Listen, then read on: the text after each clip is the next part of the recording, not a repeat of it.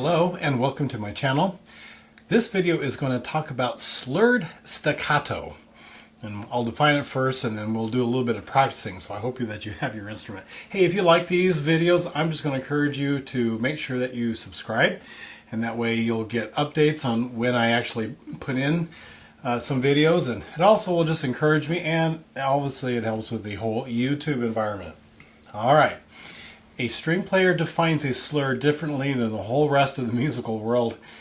When we see a curvy line connecting two or more different notes, we bow in the same direction and we play those notes. No problem, that's what the rest of the world does. However, we define a slur, we add to the definition of a slur multiple notes in the same bow direction. And with my bow, I can add some articulations. So believe it or not, we have something that seems contradictory, and that is slurred staccato. So the slur does not necessarily mean legato and connected.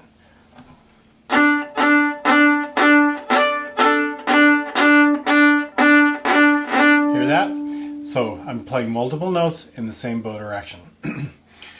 Matter of fact, it's possible that if you closed your eyes, you wouldn't be able to tell whether I'm slurred staccato or just playing separate bows, or you shouldn't be able to tell anyway. So isn't that interesting? All right. Well, the first question I get is, well, why? Why do you do that? Well, lots of reasons.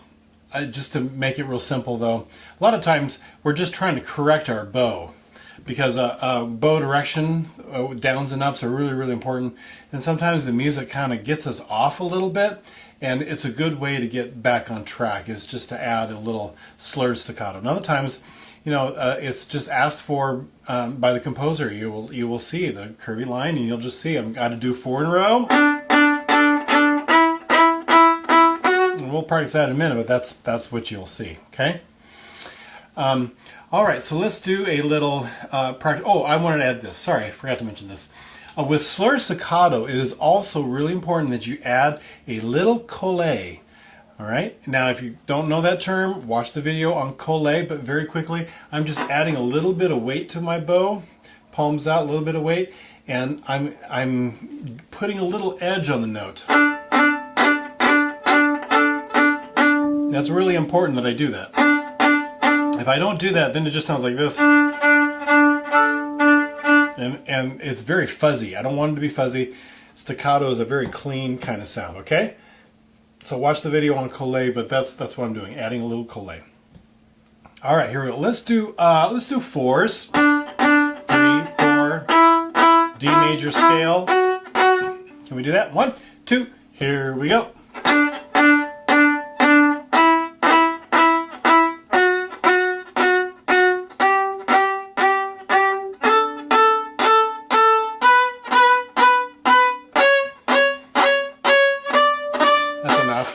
Okay, slurred staccato, 2s, 4s. If you take private lessons and you've got a diabolical prof, kind of like what I had, maybe they would be doing 12s. 3, 4, 5, 6, 7, 8, 9, 10, 11,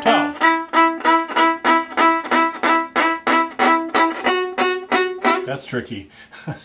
But common is 4s, 2s, 3s. 1, 2, 3. Right? Slurred staccato. But as you watch me play, you see me digging in. It's got to be dig, dig, dig, dig, just picking at it. Tick, pick, tick, tick. And for that slurred staccato, okay? Again, multiple notes in the same bow direction, but I am playing them staccato, so that's the articulation, and I need to add a little collé for each of the notes. All right? I will see you at the next video.